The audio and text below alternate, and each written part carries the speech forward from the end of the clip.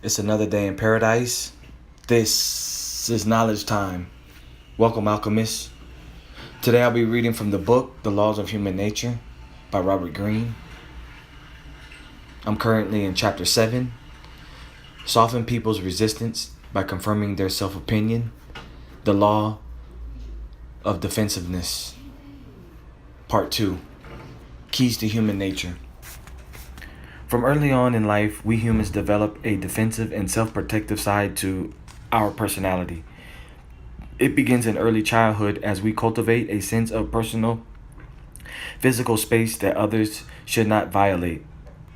It later expands into a feeling of personal dignity. People should not coerce or manipulate us into doing things we don't want. We should be free to choose what we desire. These are necessary developments in our growth as socialized humans. As we get older, however, these defensive qualities often solidify into something much more rigid, and for good reason. People are continually judging and appraising us. Are we competent enough, good enough, a team player? We never feel quite free of this scrutiny. One notable failure in our lives, and people's scrutiny will turn into negative judgments that can cripple us for a long time. Furthermore, we have the feeling that people are always trying to take from us. They want our time, our money, our ideas, our labor. In the face of all of this, we naturally become more self-absorbed and defensive. We have to look after our own interests, since nobody else will. We set up walls around ourselves to keep out intruders and those who want something from us. By the time we reach our 20s, we have all developed systems of defense, but in certain circumstances, our inner walls can come tumbling down. For instance, during a night of revelry with friends, perhaps after some drinking, we feel bonded with others and not judged by them. Our minds loosen up, and suddenly new and very interesting ideas come to us, and we're open to doing things we would normally never do. In another instance, perhaps, we attend some public rally and hear an inspiring speaker advocating for a cause, feeling on the same page as hundreds of others. Caught up in the group spirit, we suddenly feel called to action and to work for the cause, something we might normally resist. The most telling example, however, occurs when we fall in love and the feeling is reciprocated. The other person appreciates and reflects back to us our most positive qualities. We feel worthy of being loved. Under such a spell, we let go of our ego and our habitual stubbornness. We give the other person unusual sway over our willpower. What these moments have in common is that we feel inwardly secure, not judged by accepted by friends, the group, or the loved one. We set a reflection of ourselves in others. We can relax. At our core, we feel validated, not needing to turn inward and defensive. We can direct our minds outward, beyond our ego, to a cause, a new idea, or the happiness of the other. Understand, creating this feeling of validation is the golden key that will unlock people's defenses. And we cannot survive and thrive in this highly competitive world without possessing such a power. We continually find ourselves in situations in which we need to move people from their resistant positions. We need their assistance, or we need the ability to alter their ugly behavior. If we flail about improvising in the moment, trying to plead, cajole, and even make people feel guilty, we are more than likely only making them more defensive. If we somehow succeed in getting what we want through these methods, their support is thin, with an undercurrent of resentment. We have taken from them time, money, ideas, and they will close themselves off to further influence. And if we go through long stretches of time continually butting up against people's resistance and getting nowhere, we can face a very dangerous dynamic in life, mounting frustrations at the apparent indifference of people. This subtly infects our attitude. When we find ourselves in situations needing to influence people, they sense our neediness and insecurity. We try too hard to please. We seem ever so slightly desperate, defeated before starting. This can turn into a negative self fulfilling dynamic that will keep us marginalized without ever being aware of the source of the problem. Before it is too late, we must turn this dynamic around, as Johnson did at the age of 40. We must discover the power that we can possess by giving people the validation they crave and lowering their defenses. And the key to making this happen in a realistic and strategic manner is to fully understand a fundamental law of human nature. This law is as follows: people have a perception about themselves that we shall call their self opinion. This self opinion can be accurate or not. It doesn't matter. What matters is how people perceive their own character and worthiness. And there are three qualities of people's self opinion that are nearly universal. I am autonomous, acting of my own free will. I am intelligent in my own way. And I am basically good and decent. When it comes to the first universal, I am acting of my own free will. If we join a group or believe something or buy a product, it is because we choose to do so. The truth might be that we were manipulated or succumbed to peer pressure, but we will tell ourselves something else. If we ever feel consciously coerced, as in having to obey a boss, we either tell ourselves we have chosen to obey, or we deeply resent being forced and manipulated. In the later case, we might smile and obey, but we will find a way to secretly rebel. In other words, we feel the need to continually express and assert our free will. With the second universal, I am intelligent, we may realize we are not on the level of an Einstein, but in our field, in our own way, we are intelligent. A plumber reveals in his superior knowledge of the inner workings of a house and in his manual skills, which are a form of intelligence.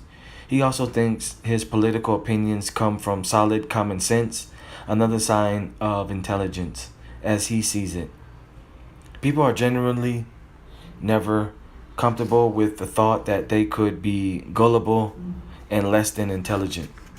If they have to admit they are not smart in the conventional way, they will at least think they are cleverer than others. With the third universal, I am a good person, we like to see ourselves as supporting the right causes. We treat people well. We are a team player. If we happen to be the boss and we like to instill discipline in the troops, we call it tough love. We are acting for the good of others. In addition to these universals, we find that people have more personalized self-opinions that serve to regulate their particular insecurities. For instance, I'm a free spirit, one of a kind, or I'm very self-reliant and don't need anybody's help, or I am good looking and I can depend on that, or I am a rebel and disdain all authority. Implied in these various self-opinions is a feeling of superiority in this one area. I am a rebel and you are less so. Many of these types of self-opinions are related to developmental issues in early childhood. For instance, the rebel type had a father figure who disappointed him, or perhaps he suffered from bullying and cannot bear any feeling of inferiority. He must despise all authority. The self-reliant type may have experienced a very distant mother, be haunted by feelings of abandonment, and have crafted a self-image of rugged independence. Our self-opinion is primary. It determines so much of our thinking and our values. We will not entertain ideas that clash with our self-opinion. Let us say we see ourselves as particularly tough and self-reliant. We will then gravitate toward ideas and philosophies that are realistic, hardcore, and unforgiving of others' weaknesses. If in this scenario we also happen to be Christian, we will then reinterpret Christian religious doctrines to match our tough self image, finding elements within Christianity that emphasize self reliance, tough love, and the need to destroy our enemies. In general, we will choose to belong to groups that validate our feeling of being noble and smart. We might think we have particular ideas or values that stand on their own, but in fact, they are dependent on our self opinion. When you try to convince people of something, one of three things will happen. First, you might inadvertently challenge a particular aspect of their self opinion in a discussion that might turn into an argument. You make them feel stupid or brainwashed or less than good. Even if you are subtle in your arguments, the implication is that you know better. If this happens, you will make people even more defensive and resistant. Walls go up that will never come down. Second, you can leave their self opinion in a neutral position, neither challenged nor confirmed. This often happens if you try to be reasonable and calm in your approach, avoiding any emotional extremes. In this scenario, people remain resistant and dubious, but you have at least not tightened them up, and you have some room to maneuver them with your rational arguments. Third, you can actively confirm their self opinion. In this case, you are fulfilling one of people's greatest emotional needs. We can imagine that we are independent, intelligent, decent, and self reliant, but only other people can truly confirm this for us. And in a harsh and competitive world in which we are all prone to continuous self doubt, we almost never get this validation that we crave. When you give it to people, you will have the magical effect that occurred when you yourself were drunk or at a rally or in love. You will make people relax, no longer consumed by insecurities. They can direct their attention outward, their minds open, making them susceptible to suggestion and insinuation. If they decide to help you, they feel like they are doing this of their own free will. Your task is simple. Instill in people a feeling of inner security. Mirror their values. Show that you like and respect them. Make them feel you appreciate their wisdom and experience. Generate an atmosphere of mutual warmth. Get them to laugh along with you, instilling a feeling of rapport. All of this works best if the feelings are not completely fake. By exercising your empathy, by getting inside their perspective, see chapter 2 for more on this, you are more likely to genuinely feel at least a part of such emotions. Practice this often enough, and confirming people's self-opinion will become your default position, and you will have a loosening up effect on almost everyone you encounter. 1. Covet. Most people have a relatively high self-opinion, but some people have a low opinion of themselves. They tell themselves, I am not worthy of good things, or I am not such a nice person, or I have too many problems and issues, because they generally expect bad things to happen to them. They often feel relieved and justified when bad things do happen. In this way, their low self-opinion serves to calm their insecurities about ever getting success in life. If your targets have a low self-opinion, the same rule applies. If you insist that they can easily better their lives by following your advice, this will clash with their belief that the world is against them and that they really do not deserve such good things. They will discount your ideas and resist you.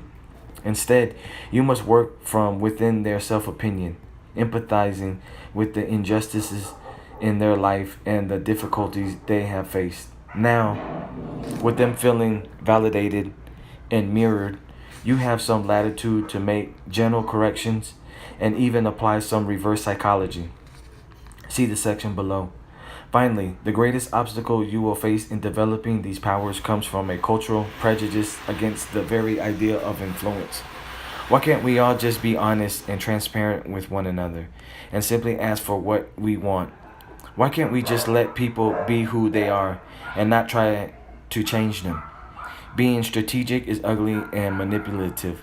First, when people tell you such things, you should be on guard. We humans cannot stand feelings of powerlessness. We need to influence or we become miserable. The honesty mongers are no different. But because they need to believe in their angelic qualities, they cannot square this self opinion with the need to have influence. And so they often become passive aggressive, pouting, and making others feel guilty as a means of getting what they want. Never take people who say such things at face value. Second, we humans cannot avoid trying to influence others.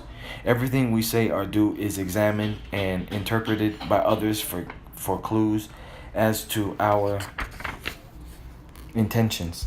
We are silent. Perhaps it is because we are upset and want to make this clear, or we are genuinely listening as a way of trying to impress with our politeness. No matter what we do, people will read into it attempts at influence, and they are not wrong in doing so. As social animals, we cannot avoid constantly playing the game, whether we are conscious of this or not. Most people do not want to expend the effort that goes into thinking about others and figuring out a strategic entry past their defenses. They are lazy. They want to simply be themselves, speak honestly, or do nothing, and justify this to themselves as a stemming from some great moral choice. Let me close this window right quick.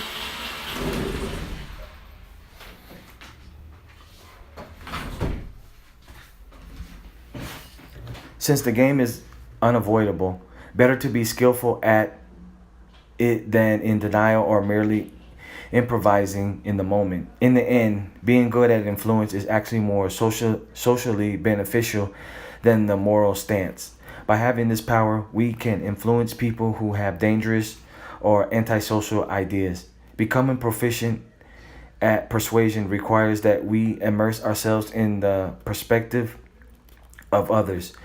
Exercising our empathy, we might have to abide by the cultural prejudice and nod our heads in agreement about the need for complete honesty, but inwardly, we must realize that this is nonsense and practice what is necessary for our own well-being. In closing, subscribe to the channel, comment any questions you have, like if the information was inspiring for you, and share this knowledge with other alchemists. Also, follow me on Instagram for more progressive knowledge. My Instagram is max_Bugatti_8008. I'm about family first. I'm a global stock investor. I'm a filmmaker. I'm an aerospace botanist. I have a masculine confidence buildings course that I'm working on. And currently, I'm out here in Cali, Colombia. While you're slaying dragons, I'll be taming them.